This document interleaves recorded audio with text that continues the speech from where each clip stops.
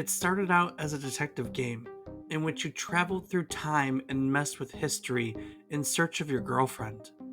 It was supposed to have dinosaurs, magic, space travel, princesses, monkeys, aliens, and more. But one by one, all these concepts fell to the wayside, and what was left became the beginning of the Fallout series, a post apocalyptic role playing game. Today, we're going to look back at Fallout and talk about how we got from time traveling detective searching game to the barren wasteland. So, stick around and take this journey with us on today's trip down memory card lane.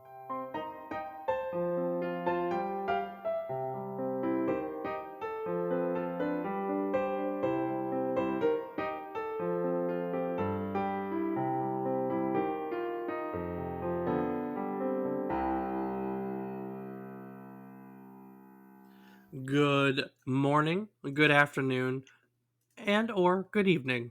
I hope these words find you well. Hello and welcome to the 111th episode of our video game nostalgia podcast, A Trip Down Memory Card Lane. Each week, we'll tell you the story about one game, console, hardware, concept, just one something relevant to the current week in gaming history. While doing so, we hope to teach you something new about it, what it maybe took from the world as its inspiration, or possibly what it gave back to the world as its legacy. This week, we're going all the way back to take a look at the original Fallout, originally released for MS-DOS and Windows on October 7th, 1997. I'm David Casson, and as always, I'm joined by my co-host, the lonely soul who's always wandering the barren wasteland. He's my brother, Rob Casson. Rob, what's it like out there? It's barren, and there's waste everywhere. Some land too. That's a very apt description. You should tell stories. That's you paint a pretty picture. I try my best, Dave. And you should all buy my book. What's your book? It's called The Barren Wasteland. I thought it was going to be called The Book, but that's just me. So. No, that was the prequel. Oh, got it. First the book, then the barren wasteland. Got it. Yes, all right. And obviously you have the end. I can't wait. I'm sure that's on flying off of bookshelves everywhere. It sounds very interesting. So, congratulations on writing a book. Thank you, sir.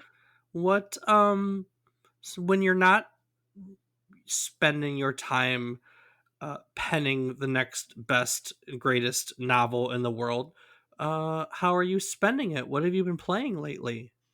Well, Dave, this week saw a little bit of Rocket League, a little bit of the Jurassic World game, and a little bit of Jedi Fallen Order. Nice.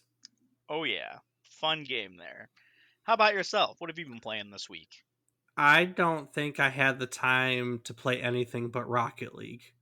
I'm thinking, and I don't believe any other game that wasn't Rocket League loaded up on anything of mine. Wow. So Rocket League. Yeah, I'm pretty dialed into Rocket League right now. Not boring. I mean, not for me. I like it, but it's not much fun to talk about. Rocket League, Rocket League, Rocket League. Yeah, you hit a ball, you miss a ball. That's the game. We miss a ball more than we hit a ball. That's just us. Yeah, very true there. Rob, you a Fallout fan? I actually have only played one of them, and I wasn't too invested in it, so I can't say that's nothing against the series, but I just haven't gotten that into it myself, so no. Well, that's no fun. So you just like wandering the wasteland, that's all. I mean, I don't think I got into enough of the cool stuff to actually have gotten into the game. It was a lot of walking around a barren wasteland and nothing else, and I was kind of lacking excitement. But you like Elder Scrolls. You're a Skyrim fan. Yeah, but I find stuff very frequently. Okay. Fair statement. Fair statement. Well, Fallout is a barren wasteland, and the barren wasteland got its start way back in the 80s. Our story starts today. Way back in the 1980, actually, when Steve Jackson founded Steve Jackson Games, which is a game company that creates and publishes role playing, board, and card games. Now, we've heard the name Steve Jackson recently. Uh, this Steve Jackson is frequently confused for the one that we talked about previously in our. We did it 2 weeks in a row. We didn't talk about him in our miniature tabletop episode, but we talked about him in whatever came after it, which was what came after tabletop. Fable. Didn't Fable come after it? Because Wizardry was a Dungeons and Dragons. That's where we talked about miniature tabletop, and Fable came after it. So we kind of talked about it because that Steve Jackson founded Lionhead Studios, which made Fable. There, that now it's all coming together. If you're not sure what the hell I'm talking about, go back a few episodes, listen to our Fable episode or Wizardry episodes. You can find them all on our website at memorycardlane.com. So moving on. This that was British Steve Jackson. This is American Steve Jackson, who created Steve Jackson Games. Now, Steve Jackson Games is best known for two things. The first is a card role playing game called Munchkin. Rob, have you ever played Munchkin? I have definitely played Munchkin, yes. Okay, so now we're on to something you're, I'm assuming, a fan of. It was pretty fun to play, yeah. Okay, awesome. I own a few different Munchkin sets. I'm a Yes, you do. big fan of Munchkin. But the second and more important thing that Steve Jackson Games is best known for, the thing that is most relevant to today's conversation, is a tabletop role-playing game system called GURPS, Generic Universe Role Playing System. And the fact that it's generic is what makes it so special. Prior to GURPS, pretty much all role playing games were created for specific gaming environments. Dungeons and Dragons, which we just, talked about in a previous episode, as I just noted, was primarily designed for a fantasy setting. And there were others that were designed for a cyberpunk setting or a Wild West fan setting. But GURPS was created to not be specific to any setting. Characters have very basic attributes like strength, dexterity, intelligence, health. There are a skill system that are tied to these attributes depending on what kind of game you're playing. Combat mostly uses six-sided dice. It was really designed to open up tabletop role-playing games to everyone, no matter what their interest was. You could somehow make GURPS mold to whatever story you wanted to tell. So, in early 1994, a game developer named Tim Kaine began working on a game engine that was developed during his spare time, and it was based on GURPS. Now, Tim worked for Interplay and was working on some other games, not really important to today's conversation. But like I said, in his spare time, he was working on a GURPS game engine. And around this game engine, he began to plan a video game. No surprise, his first solid idea was actually a fantasy game. That's what, every role playing guy falls back to fantasy. And it was a game in which you were a detective looking for your girlfriend who was kidnapped by a cult. And the cult sent you back in time where you would mess with history. There were dinosaurs, there was space travel, there was magic, there was princesses. The scope was epic. There was supposedly the assassination of the monkey who would evolve into humanity and mess with time. And he told a story that I guess it started out fantasy, but it really became more than that. There was film noir, hence detective, fantasy, sci-fi, obviously with the dinosaurs, alternative history with the time travel. It was a lot. It sounds awesome though, doesn't it? Yeah, no, it definitely kind of does. I wish they would make that game. I'm not gonna lie. It was a lot. It was a lot for any video game publisher, and Interplay, whom, like I said, Tim Kaine worked for, they just weren't in love with the idea because it was everywhere. What they did like, however, was the idea of someone involved in a save the world scenario. And from that mess, the focus was narrowed down to become a story about an alien invasion. There was going to be only one city left on Earth, and the city would be your base from which you'd battle aliens and work to rescue humanity. Also, not a bad story. But that's not what this story became. This story became Fallout, and it changed again. That single surviving city became the vault upon which Fallout is famous for.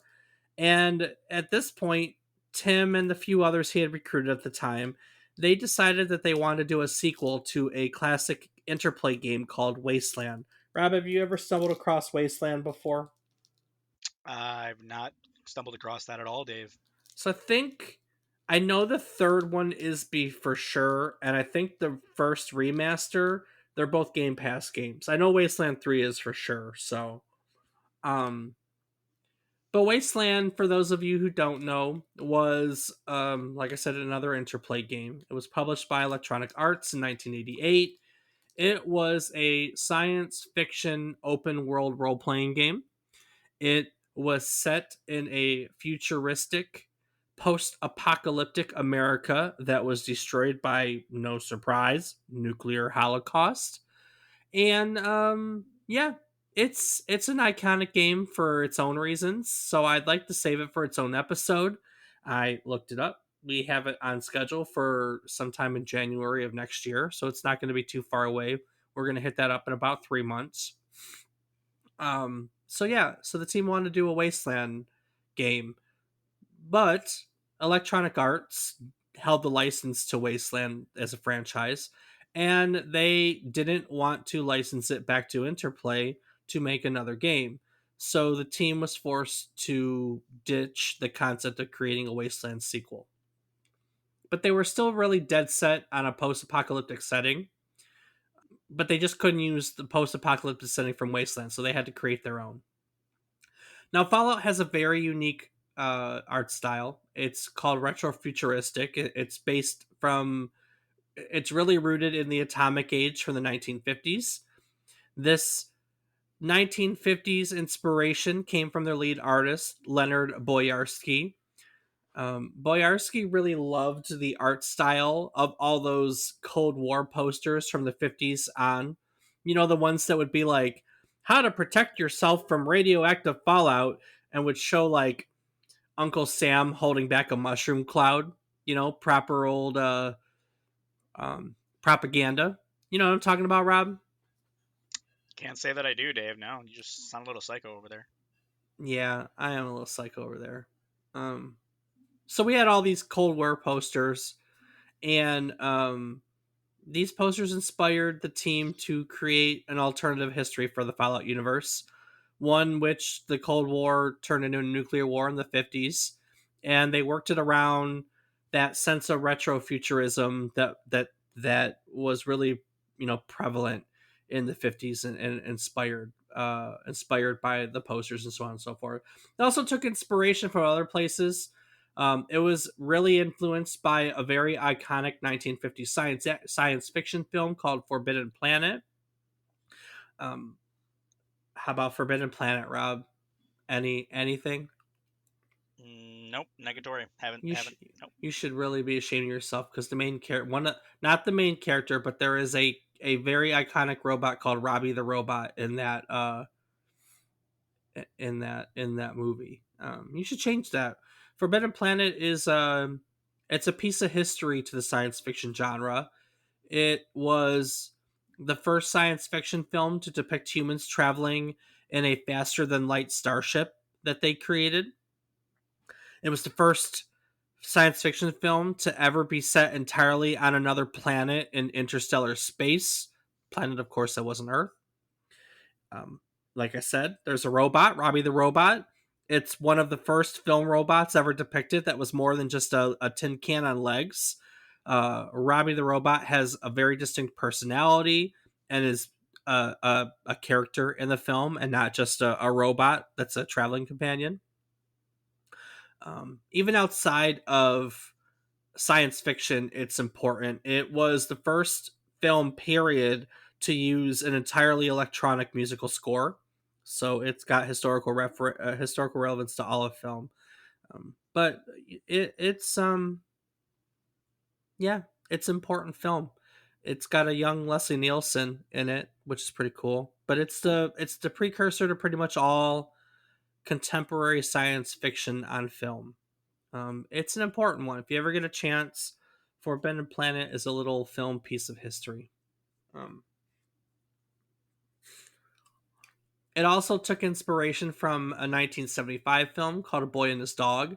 They took the concept, actually the design of the vaults in it. You're kind of the most of the population lives in underground vaults to get away from the radioactive top side, and the design for the vaults was inspired by A Boy and His Dog. Boy and His Dog stars Don Johnson of Miami Vice fame, and it's a weird movie. It's about a teenage boy and his telepathic dog who work together as a team in order to survive um, basically a post-apocalyptic wasteland in the southwest United States. It's a very mature film. The teenage boy only thinks about two things: food and sex, and the whole movie derives around getting those things. And it's weird. It's I don't know. It's got scenes of honestly rape, murder, stuff like that. So cannibalism, that's in there too. Hmm. Um, Sounds like quite the film there. it's you know what? It's interesting, but it's I mean, it's not for everybody. So I mean, the whole concept of the film is him trying to find someone to like, you know, the main storyline involves him and a girl, basically. So yeah, so the team took all this inspiration and they worked on a game. You know, as they developed Fallout, it changed is the easiest way to put it. You know, in the beginning, they considered a first-person 3D game, but they had to abandon the idea because the amount of detail they wanted to put in the game, they couldn't sustain 3D first person and detail enough for the world they wanted to build with the technology at the time. They had a really close call in 1994. Interplay acquired the licenses to a few Dungeons and Dragons franchises, Forgotten Realms and Planetscape, and Interplay wanted them to shut the project down so they could move their team onto making games with those licenses because they thought those licenses would be more, more profitable. Somehow they managed to convince the higher ups that that was an awful idea, and they saved the game at that point. A couple years later, in January of '97, Diablo came out. Team once again found itself under pressure to change. They Interplay asked them to change the game to a real-time multiplayer game that was just like Diablo.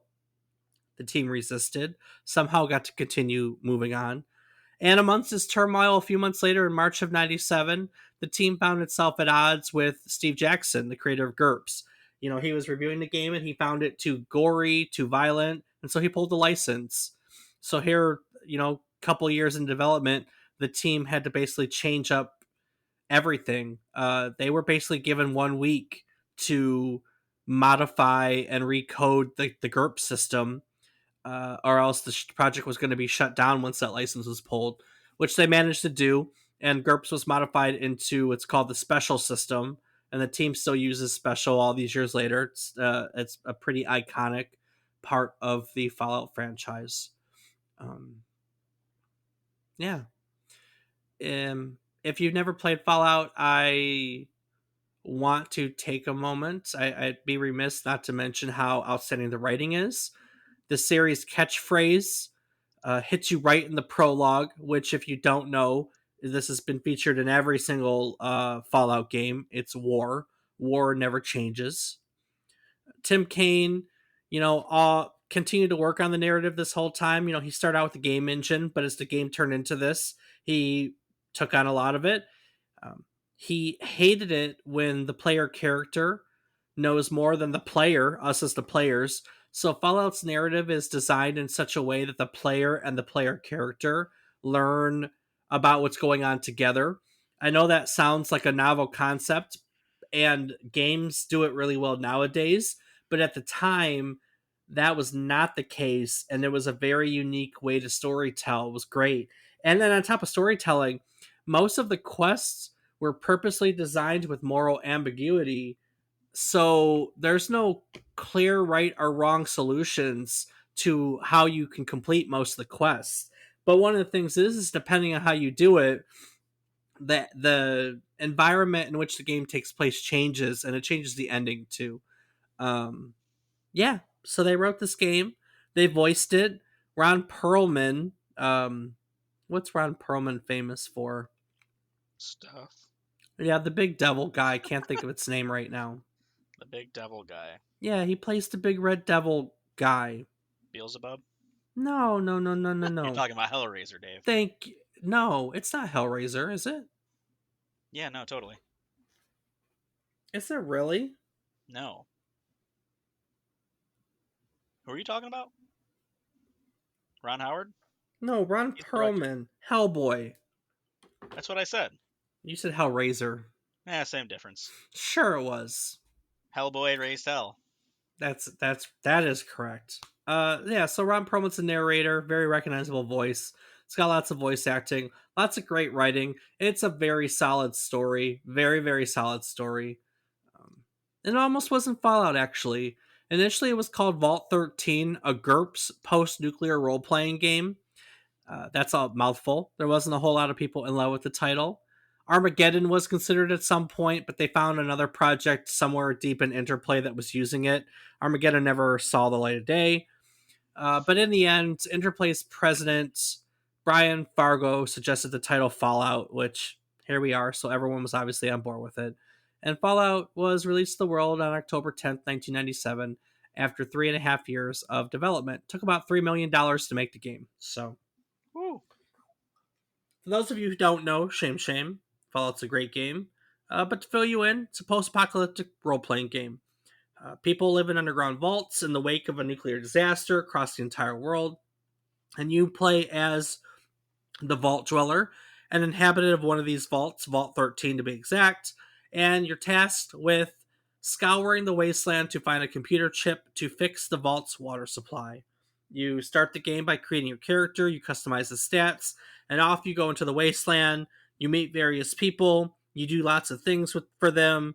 You got to fix the water supply within 150 in-game days. That's really the only guideline to the game, but there's lots of stories around it. The story keeps going after you fix the water supply. And yeah, you meet people, you recruit companions, you save the world, or you don't. You know, you can save people, you can murder them. It's completely up to you.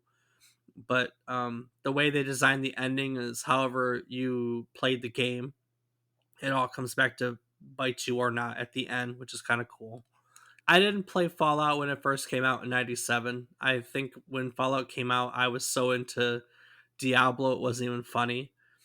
But I did get into the franchise later when Fallout 3 came out, which is an amazing game if you've never played it. And that point, I was able to take the time to go back and play these first couple Fallout games, and I will say they're fantastic games. They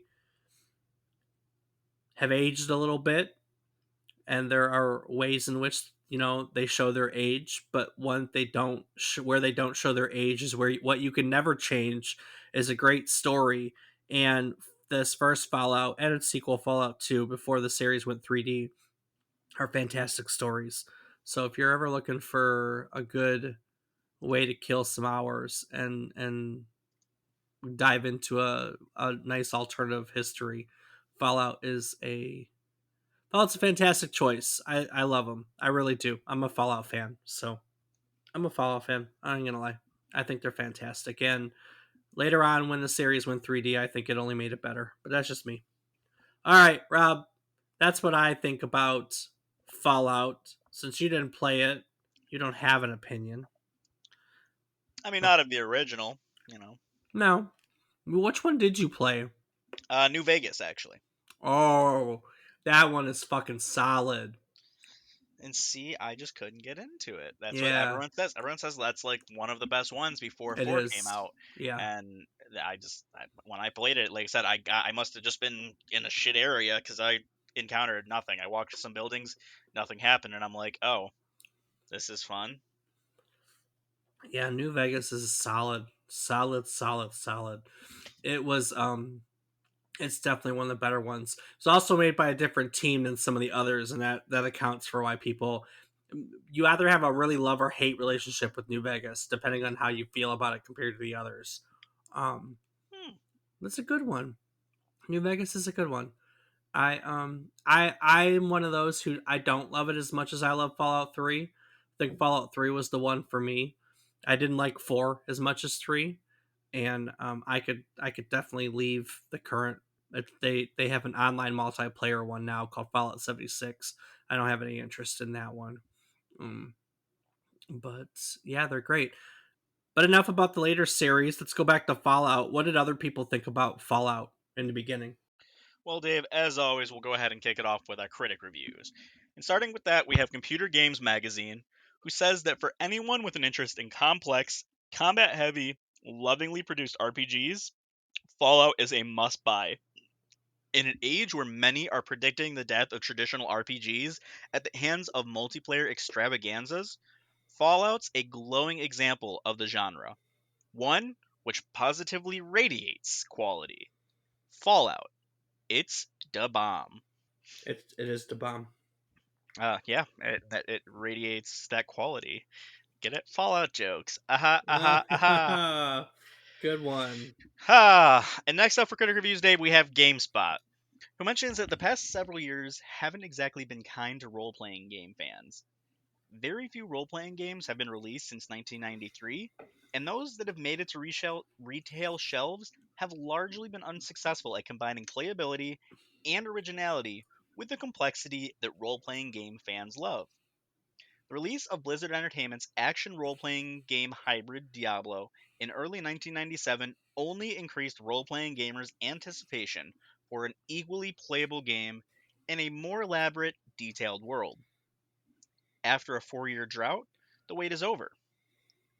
Fallout is one of the best role playing games to be released in several years, and it succeeds in entertaining gamers by providing a fresh and compelling storyline, good graphics and sound, and attention to those little details that can transform a good game into a great one. The gaming world is presented from an isometric perspective, and the graphics are detailed and extremely similar in style and quality to Origins Crusader games. A sighting bubble, which surrounds your character, ensures that you'll never lose track of objects that would otherwise be obscured as a result of the game's isometric perspective. The settings are suitably apocalyptic and ironic. Junked cars are everywhere, but the prevalent mode of transportation is a two headed cow caravan. Music is also well done throughout the game, with each setting having its own distinct and often haunting melody. Sound effects are less memorable, but adequate. The game's interface works well once you get over the initial learning curve and master using the various cursor modes. The inventory screen, however, is somewhat awkward, as it requires you to page down a relatively narrow display in order to view everything you're carrying. They finish by saying that Fallout's detailed graphics, compelling plot, and intuitive gameplay should deservedly broaden its appeal beyond the hardcore role playing game audience. Put simply, Fallout may be the best role playing game to be released in years. Okay. So, yes, it seems that the critics had very good things to say about this one, Dave. They did. Very true. Yes. And with that, we will move on to our user reviews because those are the people that play the game not just to get paid, but they pay to play, you know? So you're going to have a little bit more of a similar opinion to those that we care about because, you know, we pay to play. You know? We're not We getting did. paid to play these games. No, we're definitely not. So with that, Dave, we are going to start off with Schwartz from Metacritic, who reviewed this game in 2011, but still says that Fallout is the greatest CRPG ever. You can play it for 500 hours and still discover new things. An amazing storyline, amazing characters, and amazing gameplay. So he liked it. Schwartz liked it. Schwartz did indeed like it, as did Asian, who wrote in Moby Games in the year 2004 that Fallout is indeed a huge game. With its big world, it enables players to feel just like the main characters. The game also has many quests which aren't essential, but definitely worth completing. Nice music makes it even better. However, they can't say that the sound is that good. There are thousands of lines of text which rarely appear to be boring, as players' interactions with the characters is rather big. The NPCs can act different if you're a 2.5 meter tall guy or a 50 kilogram intelligent young woman. So you can play this game more than once, and you may discover different quests and new NPCs, enemies, or weapons. The player is free to do everything, and so you can finish the game in a few hours if you know where to go and what to do. Fallout also has a time limit. It's rather big, but doesn't change the fact that player is limited and has to do the two main quests in a specified limit of time. They finish by saying that for RPG maniacs, Fallout is definitely a must. Great atmosphere, logical quests, and good interactions with other characters. It does have several disadvantages, but we have to notice that the game was released in 1997, and that can explain the rather poor graphics and sound. It's true. One of the best. Oh man. So not only did the game react differently if you were like a nice tall tough guy or an intelligent young woman, there's more to that. Like one of the special tactics is intelligence, and all the Fallouts are like this. You can actually put like zero traits into intelligence, and so the your character can barely speak more than like ooh ooh ah ah like caveman talk, and all the characters will react a specific way if you're an idiot too. When he says that you can play this so many different ways and it affects your way through, like it is so beyond what you think it is. Just your intelligence and your strength and like if you go around killing people, people will respond to you differently. Like it's just there are so many different ways to experience this game. It was honestly and still is to this day very amazing for a role-playing game in the mid 70s, 90s, mid 1970s. You know what I'm saying? Mid 90s. Okay, cool. Cool. Yep. Well, Dave, next we want to hear from Dennis M. on Metacritic, who writes that Fallout has a great script, great gameplay, and great replayability. They've replayed it countless times, saying it's an absolutely excellent game. Most of all, it's fun, which a lot of games seem to miss out on these days. And last up, we do have someone who has some negative to say about the game. Really? Uh, yeah, no, actually. Frankel Lee on Metacritic writes that the only negative aspect of this game is it's too short for an RPG this good in every way possible. So, all around, it was very difficult. I searched, and there's not a lot of bad to be said about this game. Obviously, there's some things that people dislike, but overall, it was phenomenally received. Yeah, I won a ton of awards. It was I can't get over how good of a year 97 was. Like I just can't get over. It was a really good year. Um yeah, it was a really good year. Diablo, Fallout, there are countless other games. We'll talk about one before the episode's up. I just can't get over how good of a year 97 was. It was a good year to be a gamer. So, but one of the games that did come out with here was Fallout. As one of the reviews alluded to, the critics alluded to, PC games were very much in decline during the early 90s. We had all those really great ones in the 80s, many of which we've talked about on prior episodes. And uh, there was just all these years that there were no good role playing games. And then in January of 97, we had Diablo came out, and that definitely kickstarted things. And now here in October, we had Fallout, and these two games, Fallout and Diablo, really revived the role playing genre and gave it steam. You know, Losing the GURPS license really only served to make Fallout more iconic because it showed the world that you could make a great role playing game that wasn't set in the Dungeons and Dragons universe. That's one way that Fallout is incredibly unique. It's a fantasy game that's not set in a typical fantasy, Dungeons, Dragons, Wizards, Warriors type environment. And also, we had just got done talking, a little bit about it. People alluded to it. Fallout was really instrumental in its show of morality, and it was very unique in how it showed your actions actually changing the game. Any modern game that has a system around morality can thank Fallout for laying the foundation for them. It is all so many of these games cite Fallout as one of their design inspirations. The designers of World of Warcraft, Elder Scrolls games like Skyrim, they've cited Fallout for it.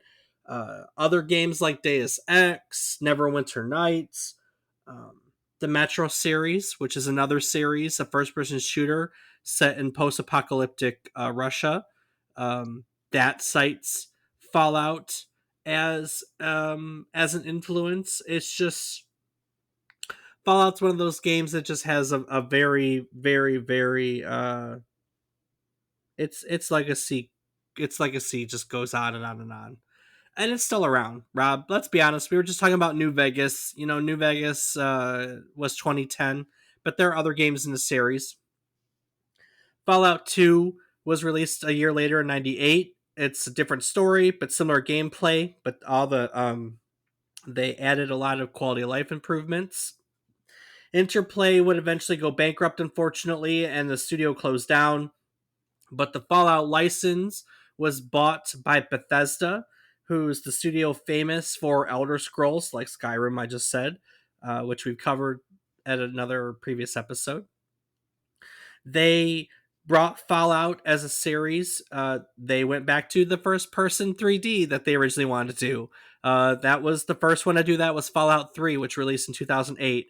And to this day, whenever someone asks me about iconic gaming moments, like if there's one moment that sticks out in my mind that like wowed me, took your breath away, etc., etc., etc., it is the first time you walk out of the vault in Fallout 3 and the camera pans back and you just see the scope of the wasteland. That's still one of the most iconic gaming moments of all time for me personally. So that was a big one. Fallout 4 came out in 2015, and they brought the game series to the online multiplayer realm in 2018 with Fallout 76, which I'm not a fan of. I'm pretty sure Fallout 76 is on Game Pass too, isn't it, Rob? Do you know? I could not tell you. I have no idea. Yeah. There's other games in the series. There was a tactical combat game called Fallout Tactics Brotherhood of Steel. There was a console specific Fallout. I know there are consoles like with the later ones, but there was one specifically made for the consoles in the PS2 Xbox era. It's not open world and linear like all the others. It's not open world. It is linear, unlike all the others. That one was called Fallout Brotherhood of Steel. There's a mobile simulator that you could play on your phones called Fallout Shelter. Rob, you like that weird castle simulation game, don't you? Didn't you play that for a while? Where you like build your castle and have the separate rooms in the castle and things like that? Yes, I did. There's a Fallout one called Fallout Shelter. Same Hmm. game, done like Fallout. Well, I might have a new game to get addicted to then. I played Fallout Shelter when it first came out. I really like it. And if you didn't know, they recently started filming a Fallout television series for Amazon Prime. So Hmm. we're going to get graced with a Fallout TV series soon. If you go online, people leak photos of the sets. They've leaked photos of the sets. It looks great. I hope it lives up to the hype. There's been other Fallout media, some fan made little movie short trailer. Um, Fallout's one of those series where like its products are iconic, like Nuka Cola. and people love to do things around it. It's an incredibly large cosplayed series. Fallout's a very very important series. Lots of fans. It's hard to not find stuff on Fallout. It's great. It's great. That's what I'm gonna say. It's great. Um, I'm looking forward to the TV. I hope it lives up to the hype. I really genuinely do, because I think Fallout's fantastic. There's just something about I like alternative history stuff. Anytime someone does alternative history, I'm a big fan. But I'm a very big fan of the art style they use in Fallout. There's something about that 1950s retro futuristic art style that I love. Those posters from that period were cool, and the way this game just takes that and runs with it. Um, I think it's so fascinating to see the way that people thought the future was going to be. You know, Rob, all those sci-fi movies of the 50s with the robot butlers and things like that, like the stuff that mom watches, like Lost in Space and I don't know, stuff like that. Yeah, yeah, I know That's what you're talking about. that's what this is all around, and it's just fantastic. It really is fantastic. I don't think you can go wrong. You should check it out if you never have. So that's what I have to say about Fallout. Well, Dave, I do think that it leading or appealing to you because of the 1950s vibe and everything. It's just Mm-hmm. nostalgia because it reminds you of when you were younger. Ah, ha, Ah, ha, ah, ha, ah. ha. Oh man, that's that's a good one. That's a very good one. So, Indubitably. well, that's Fallout. I it changed a lot, but they made it. Took 3.5 years, but they made it. And it started a very iconic series that's still successful. There will be a Fallout 5. They've already said there's going to be a Fallout 5, but we don't know when, because they said that once they start, Todd Howard, the Bethesda guy, once they finish development on the current Elder Scrolls 6, which is the one they're working on, once that one's done being developed, they will start development on Fallout 5. So we're probably like 10 years away from Fallout 5. So, Well, um, damn, that's quite the wait. yeah, well, it's already been 7 since 4. I honestly think it'll be Has it five. has it really been that long? Fallout 4 came out in 2015. Holy crap, that's wow. I did not realize it was that long ago. So, um Fallout 4 definitely came in 2015. And I don't have anything against Fallout 4. I really liked Fallout 4.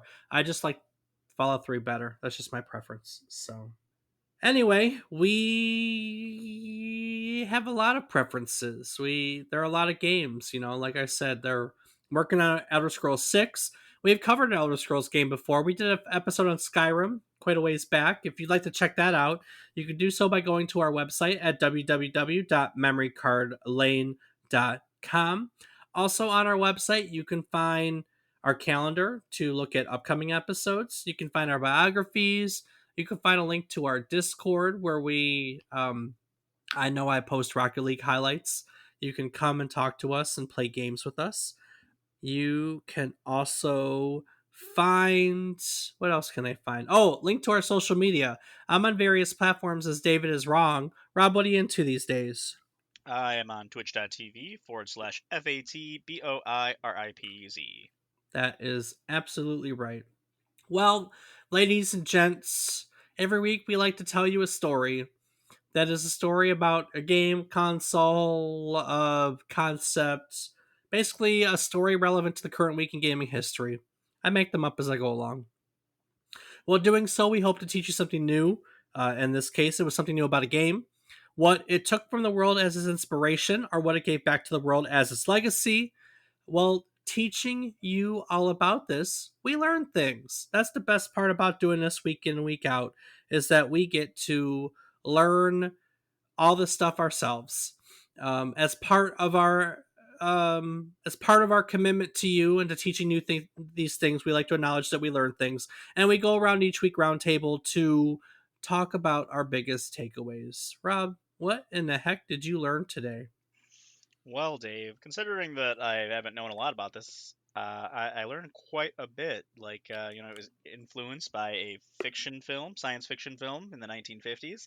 Seems to be a common theme actually with these older games It people talk does. about. Yeah, no, that's kind of interesting. But I think also just knowing now how popular the game series is, to come to the realization that it almost wasn't a thing is kind of just a little surreal when you think about it. Well, the first two games were certainly popular in their own respect, but I definitely think Fallout 3 brought it. There were 10 years between 2 and 3. I remember when Fallout 3 came out, there was a ton of hype. 10 years is a long time for a game. I think it's not as long. Honestly, don't think it's as long now, because there's such an oversaturation of games. But back then, it was a huge gap, and or maybe I'm just getting old and time means nothing. I don't know, but there was a huge gap between 2 and 3, 10 years, and the hype was. I mean, hype was it was a lot of hype, which also may contribute to why Fallout 3 is so iconic to me in my mind. Like that moment, that moment in Fallout 3 is amazing. I still think to this day it's amazing. But I think Fallout 3 modernized the fan base. I don't think a lot of people who are Fallout fans nowadays may have played these original two. They're not like the current games in the series. They're not first person role playing games. They're top down isometric, meaning the view is kind of shifted. They're top down isometric games. They play very differently, but one thing's for sure: the environment is the same, and the storytelling started out fantastic in the beginning, and it's continued to be fantastic all the way here until the very end. It just That's what they're good at. That's what Bethesda's good at nowadays. I think with the Elder Scrolls and with Fallout, they do a fantastic job of storytelling. Um, Yeah, they do a fantastic job of storytelling. Fallout's great. Modern fan base 3D. That's what I have. That's what I have to say about that. So Well, Dave, very interesting opinion, but at the same time, kind of curious. What about you? What was your favorite thing to learn this week? I mean, you obviously have some opinions about the game, but knew about it. But what was your takeaway? I didn't know that it started out as this big, I don't know, time traveling opera of a game. Is the best way to put it.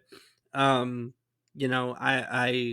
like the concept of a what detective chasing his girlfriend through time and fighting dinosaurs and assassinating monkeys and um what else space history magic princesses monkeys.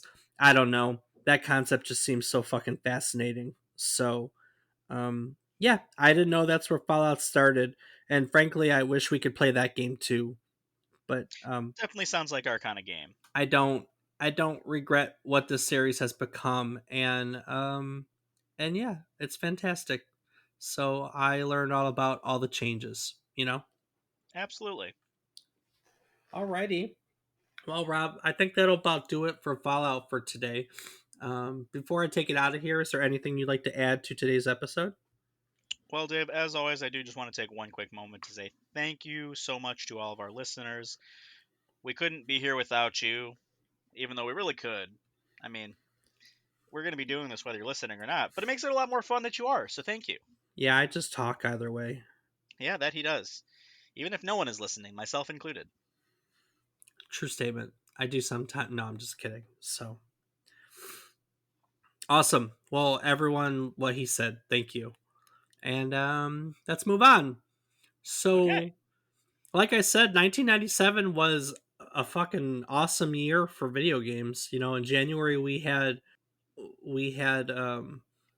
Diablo, and here towards the end of the year we had Fallout, and right after 97, scooting into late 97, early 98, we have our next game. It was the first in a series that's frequently considered to be the games nowadays are frequently cited as the best video games of all time. They're certainly some of the best selling video games of all time, despite only being around, since the mid 90s. All the titles in this series have sold over 380 million copies, making it the fifth best selling franchise of all time. But these games, they started out very differently, kind of like Fallout. Fallout's the same way. All these first games are very different from the way we know these series and identify and play these series nowadays. So we're gonna have some fun and learn about the beginning of another big franchise. Learning about Grand Theft Auto. We're gonna look at the original Grand Theft Auto next week. It is Ooh. not the game that it was originally supposed to be, not in any way, shape, or form. And we're going to look at that and talk about how it went from what the design document said to how it became basically what it is now. So a whole lot of fun. So join us again next week, and we're going to break the law on yet another trip down memory card lane. Do the thing. Skibidi bop bop bop ba-do-da, ba-do-ba-do-da, bop. All right.